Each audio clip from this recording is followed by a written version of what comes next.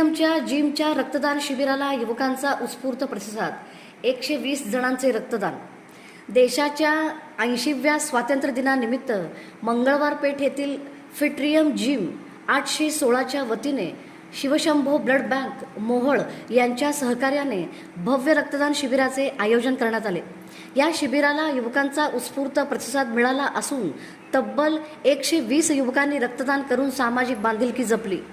जिमचे संचालक व प्रमुख संयोजक रोहित गायकवाड यांच्या पुढाकारातून आयोजित या उपक्रमात रोहन गायकवाड, लौकिक इंगळे, गणेश गायकवाड, विनीत ॲनागुंडे, विवेक माळवदकर, आशीर्वाद तळभंडारे, नीरज पवार, मोहित मोरे, ऋषिकेश सैधवनर, परमजित कदम, शुभम भरकाल, विकास माळवदकर, अमित कुलकर्णी, प्रणव अडकी आणि ओम मोडके यांच्यासह अनेक युवकांनी विशेष परिश्रम घेतले.